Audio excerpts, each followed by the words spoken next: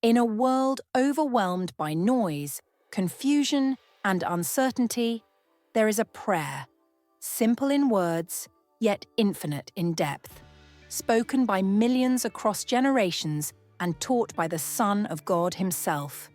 The Lord's Prayer comes directly from the lips of Jesus.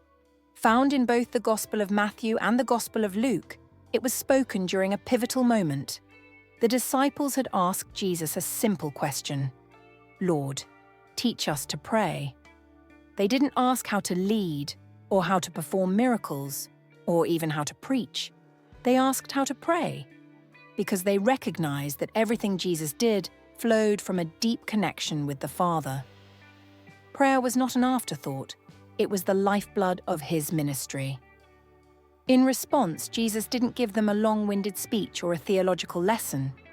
He gave them a model, a blueprint for intimate, sincere communion with God. This prayer is more than just words. It's a spiritual framework. It begins with reverence. It moves through surrender, dependence, forgiveness, and protection. It ends in glory. In less than a minute, it touches eternity. But why does it still matter today? Because we live in an age of distractions. Our attention is pulled in 100 directions, from social media feeds to 24/7 headlines, constant comparison, rising anxiety, and a growing sense of disconnection. The Lord's Prayer brings us back. It recenters the soul. It teaches us who God is and who we are in relation to him. It reminds us that we are not self-sufficient, that our needs, our struggles, our temptations are real, but not ours to carry alone.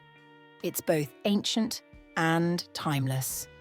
A prayer spoken on dusty hillsides of Judea, now whispered in hospital rooms, shouted in stadiums, and murmured at bedsides around the world. So right now, I want to invite you to pause, take a breath, and pray the prayer that Jesus gave us. Join me as we say the Lord's Prayer.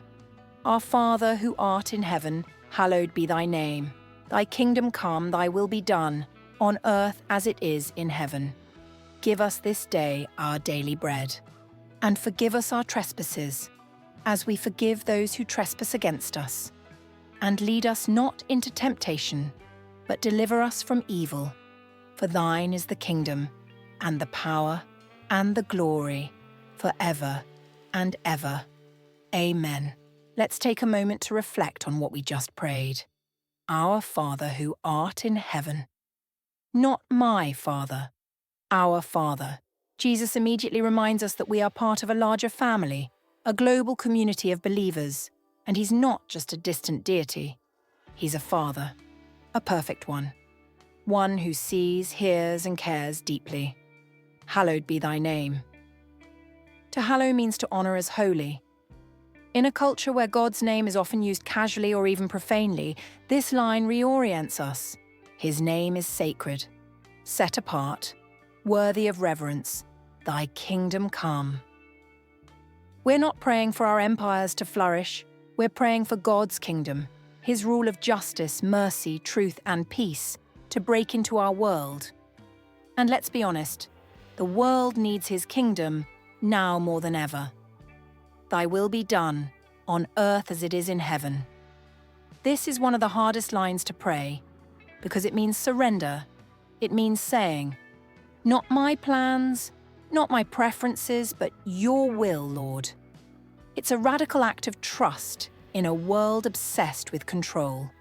Give us this day our daily bread. This line speaks to God's provision, not our wants, but our needs.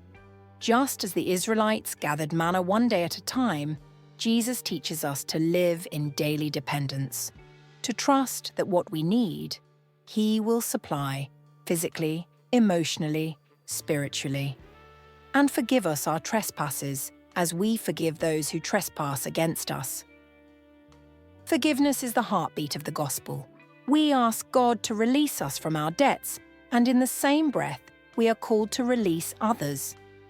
That's not easy in a world filled with betrayal, injustice, and pain. But forgiveness doesn't excuse wrong. It frees us from its grip. And lead us not into temptation, but deliver us from evil. Temptation is real. Evil is real. But we are not left to fight alone.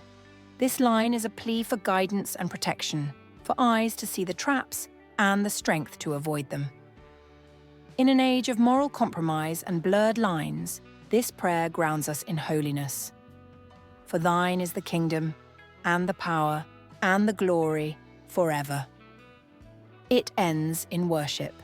All authority, all power, all glory belong to God, not to politicians, not to celebrities, not to tech giants or influencers, to Him. And His reign has no end. Amen. Let it be so. In just a few lines, the Lord's Prayer shows us how to live, how to hope, and how to trust. It is not a magic formula. It's a conversation, a lifeline, a daily anchor in a shifting world. Maybe today you needed this reminder. Maybe you're overwhelmed, unsure, or just weary. Jesus didn't give us this prayer for tradition. He gave it as a gift. So the next time you speak these words, don't rush them. Let them breathe. Feel the weight. Embrace the power.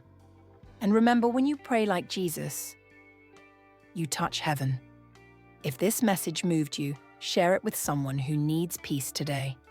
And subscribe for more biblical insight and timeless truths.